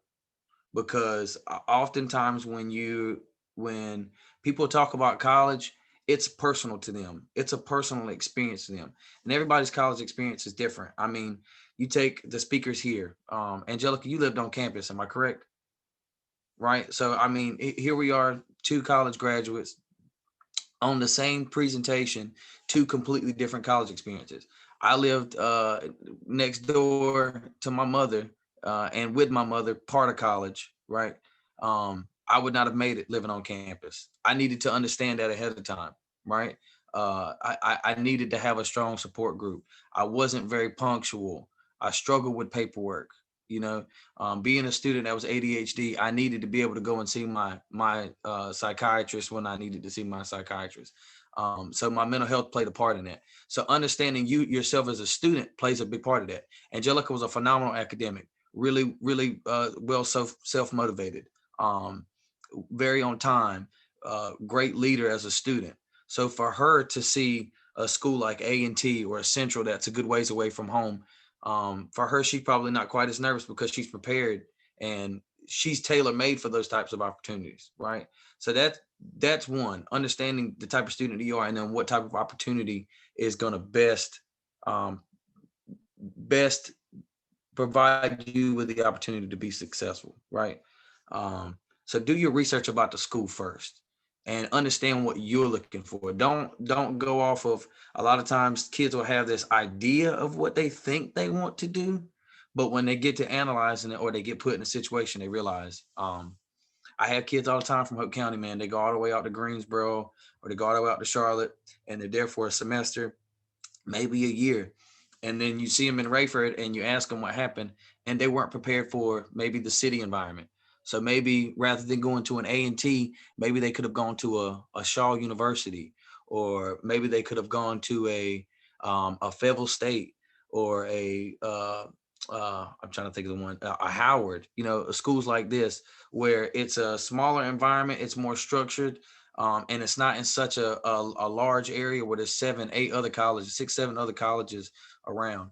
So one, understanding what you're looking for, right? Not what you've been told or not what other people are looking for or ideas that you pulled and blended with your own really take the time to understand what it is you're looking for from the college experience.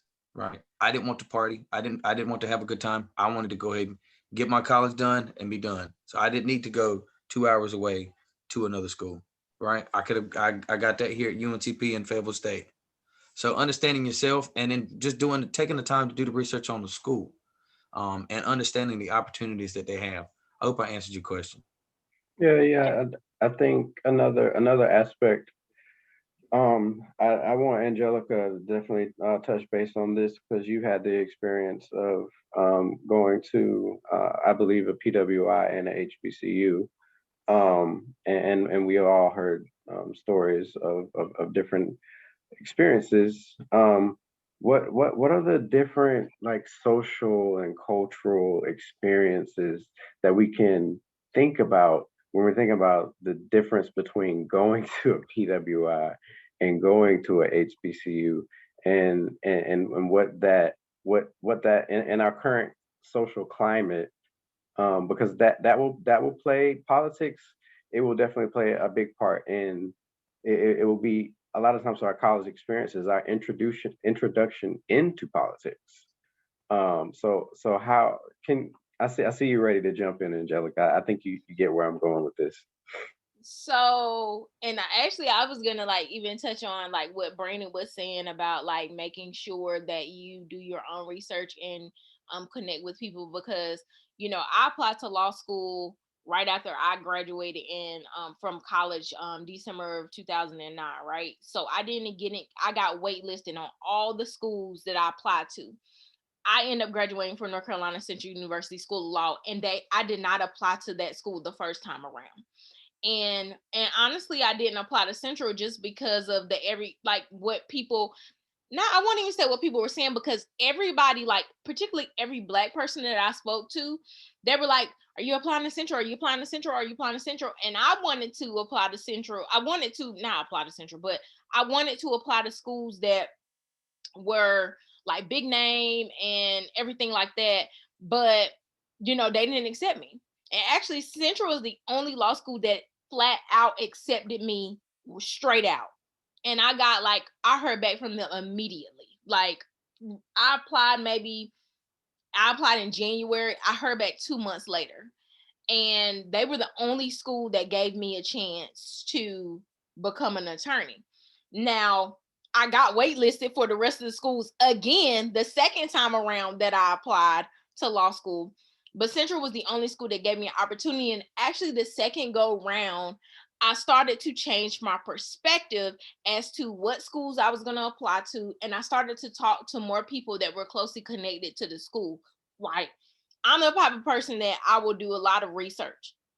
So I researched, every school. I did visits. I talked to administration. I talked to admissions. I mean, I applied from schools to Florida, to Georgia, to, all over the place. But when I went to Central and did my visit, I immediately knew that was the school that I should have been applying to begin with. Immediately. Like the vibe, what I was looking for with those other schools that I didn't necessarily get during my visits with them, I got when I went to Central.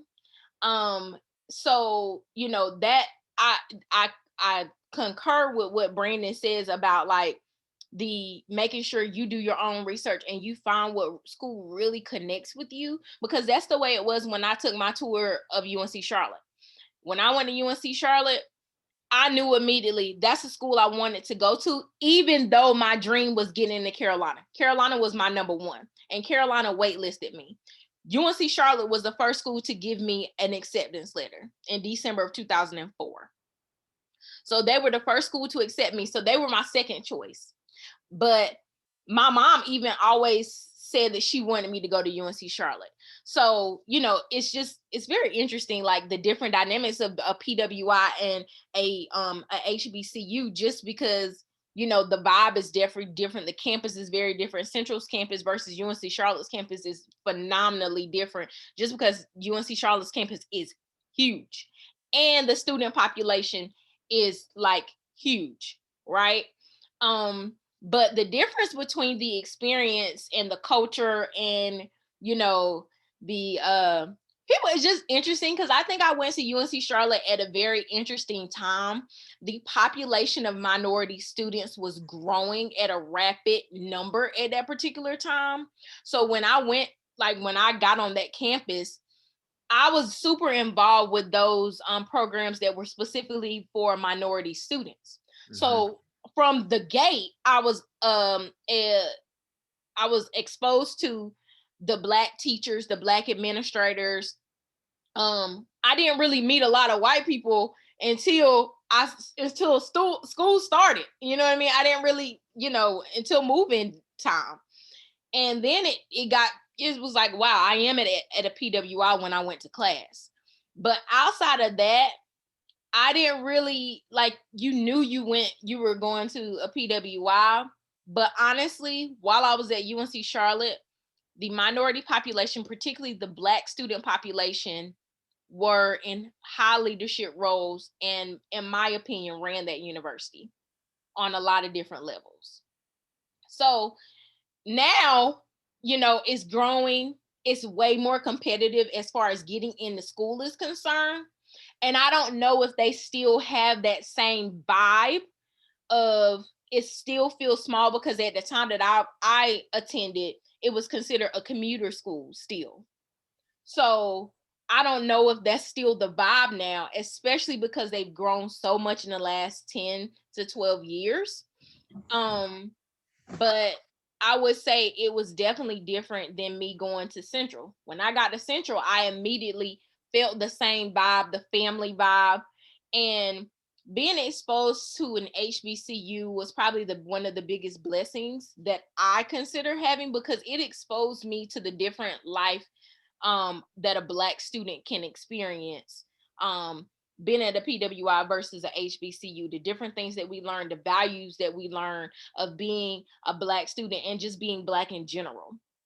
And I found that, even though Central didn't have the same, I won't even say resources, because I think UNC Charlotte and Central are definitely the same caliber as far as like education is concerned. But, the campus is smaller. Certain things that I saw at UNC Charlotte, I didn't see at Central. So I feel like, a lot of the schools, like we find that a lot of PWIs have a lot of big donors, they have a lot of like big partnerships with institutions that allow them to grow at a rapid rate to have more. But a lot of our HBCUs are underfunded, and they do not have the same resources, but they still make, the best of what they have and giving their students quality experience and education. And I saw that. So I think that's the difference. But when me going to a PWI and an HBCU, I think that, a big part of it is my connection to the school. I don't know if I would have been really happy going to a Carolina. And I say to this day that me getting waitlisted to Carolina was probably the best decision, the best thing that God could have ever done for me, because UNC Charlotte was definitely the right choice for me when I needed it. So I hope that answers the question. Yeah, I mean, it definitely answers the question. I mean, I had the same situation somewhat where I got into, for my PhD program, I got into the University of North Carolina.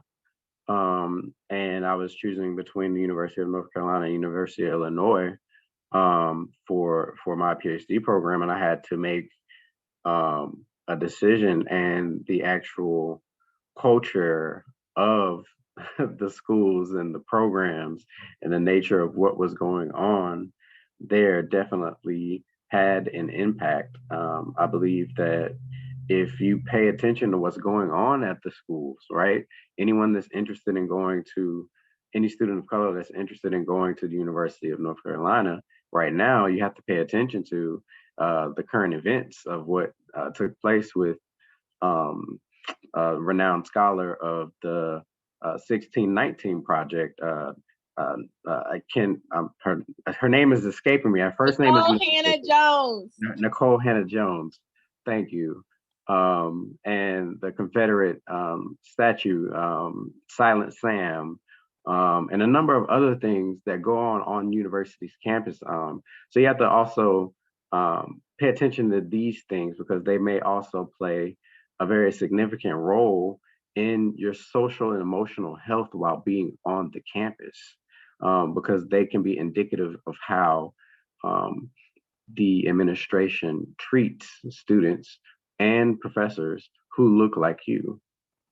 And I think that that's something that we definitely need to be cognizant of when we're making our decisions. Can I just add to that right quick? Mm-hmm. I went to UNTP. My bachelor's degree is I got from UNTP.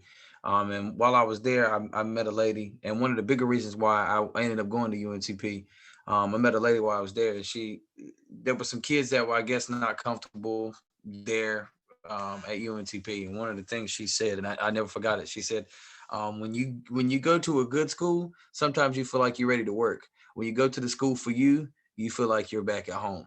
And that really stood out to me. And that's kind of the feeling that I get at places like Fayetteville State and UNTP. And that kind of resonated with me. Finding a place where you feel like you're back at home around people that support you and want you to be successful. So. And I'll say this, going to a PWI as a Black student is definitely an experience. We definitely had racial tension and issues while we were there. But I definitely felt like we had a voice, and we had a lot of foundation from people that came before us, Black students that came before us. The renowned Ben Chavis went to UNC Charlotte, and I was able to meet him, and he shared experiences, them chaining themselves to the dean's desk and stuff like that. You know what I mean? So we were able to be empowered as Black students when we encountered racial incidents.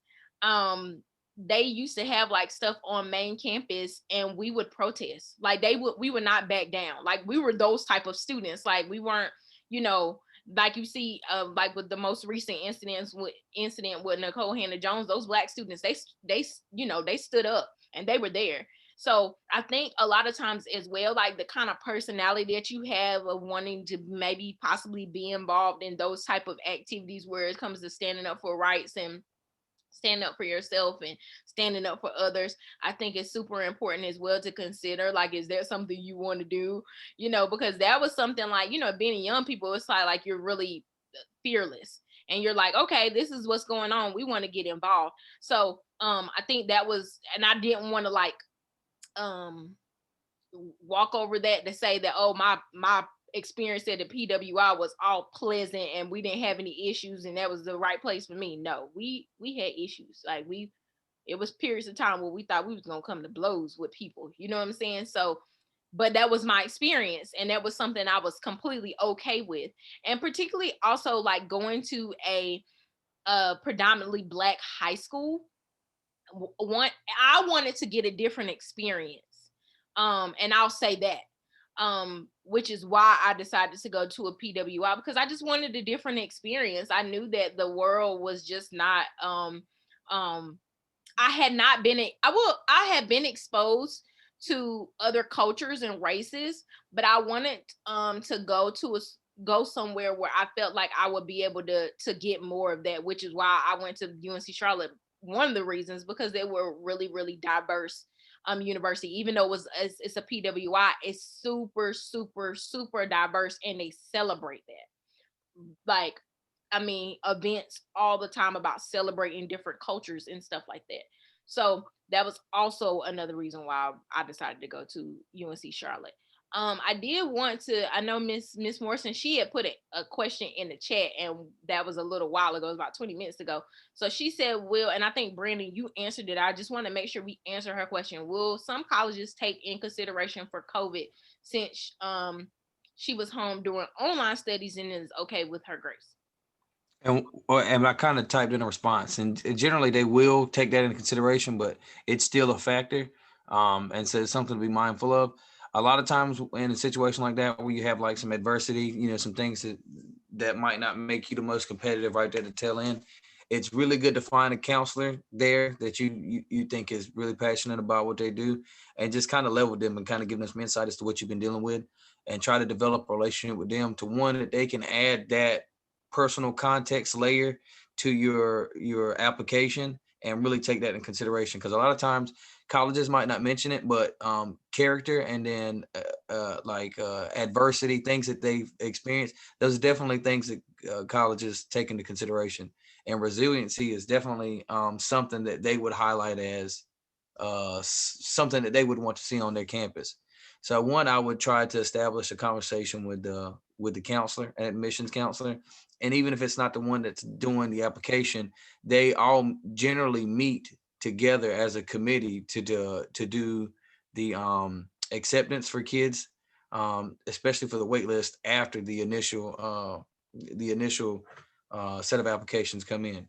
So I think one, reaching out to them and just kind of letting them know what the context of your situation is, and let them know, hey, look, we had some hiccups, but like as you can see, traditionally we've done really well, and I don't think you'll have any issues. I mean, I've had kids. I had a kid with a 1.9 about 2 weeks ago, got into um, a school, so they're making ways for kids to Are get they in. are they considering COVID like when it comes to grades at all? Like, because COVID really has affected these kids.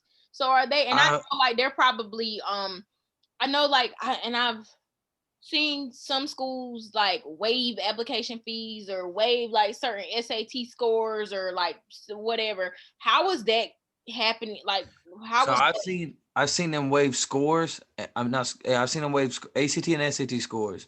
I've not seen GPA waivers. But what they've been doing is, I guess they got a lot of schools are getting okays to utilize like the bridge type programs. So what they'll do is they bring you in for a semester. You have to go through a very unique program.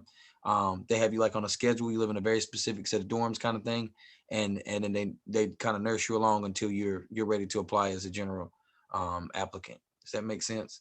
So like I know Fayetteville State's doing that. I know Livingston, Johnson C. Smith is doing it. Uh, Winston is doing it. UNTP's got a program like that. The private school out in Fayetteville, Angelica. I can't think of the other one. Methodist? Orange. Orange? Yeah. Camels. The Private Camels. school? Campbell University.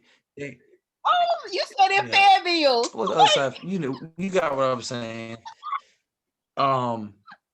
Yeah, Campbell also has like another bridge program where like they're allowing kids to come in. So if you have less than a 2.0, you have to stay in the program, I think 6 months, just live in a particular dorm.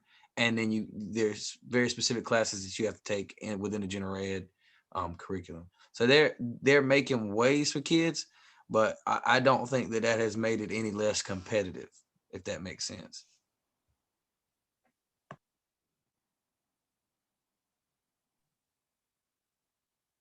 Alex?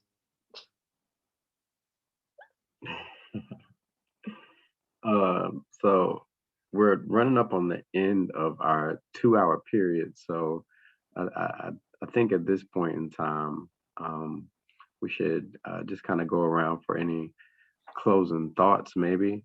I guess I'll start because we didn't get to like everything, which of course like we can honestly, you can talk about college career readiness till your face falls off. I mean, honestly. But my biggest thing that I've seen in my own experience and my experiences with like my little cousins that are now like going through school, just graduating from college.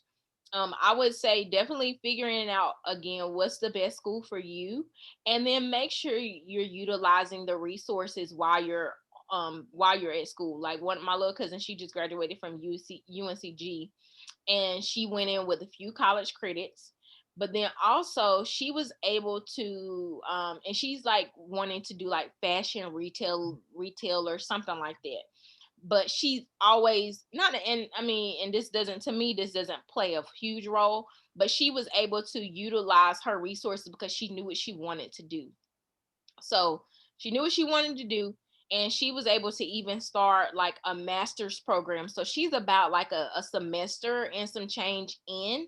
So when she graduated in May, I think she has like a year left in the master's program, but she was able to utilize like her time in school. And I think it may have actually just been extra classes. So I don't know if she had to pay like a whole lot more, just of course it's based on credit hours, but she knew that she wanted to do this like in a certain career path. So she really got on it and was able to utilize her resources. And I would say this, like, even if you don't know what you want to do, as far as career is concerned, make sure you utilizing like the career center.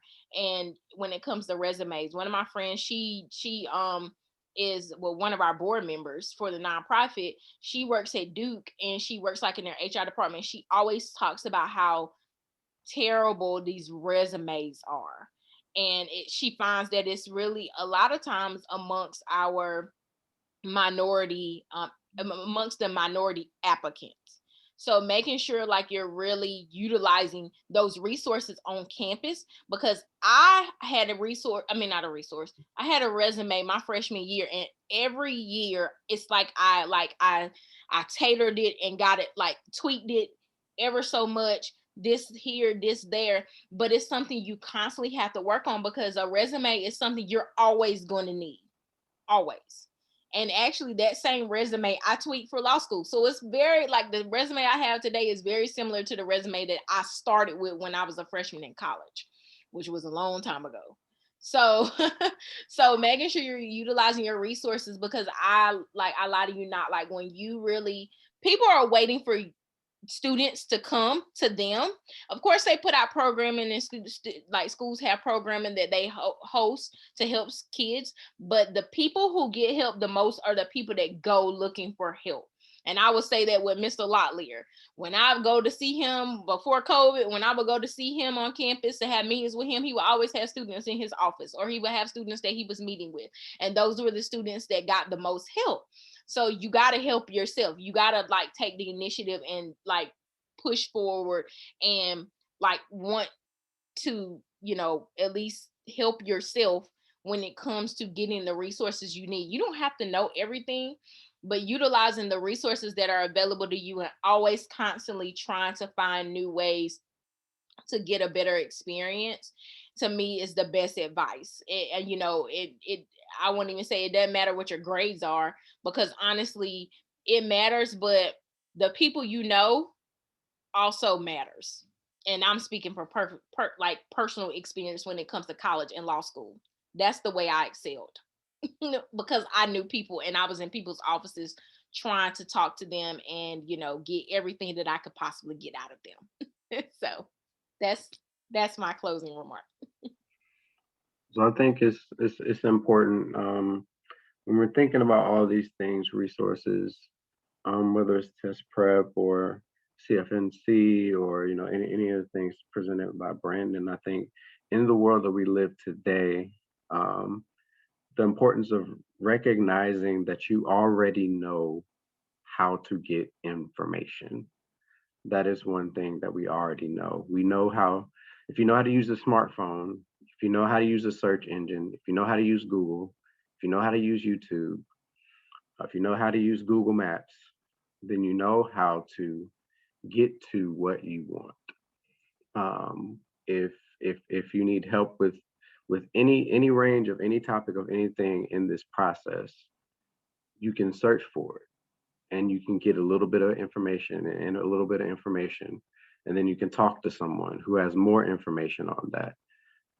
So you have to be able to not only search but also use your network and speak to people about getting this information. So whereas back when we were in school, back in the early 2000s, that information necessarily, it wasn't as accessible as it is now, and we didn't know exactly how to manipulated because social media and the internet hadn't exploded in the way it has. So these resources are at your fingertips.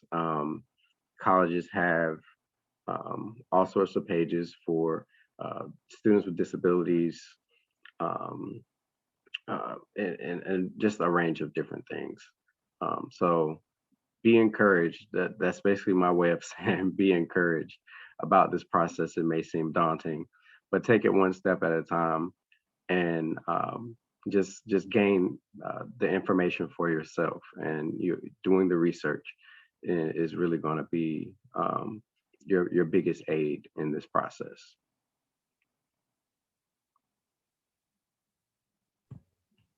Does that mean it's my turn? Okay, I would say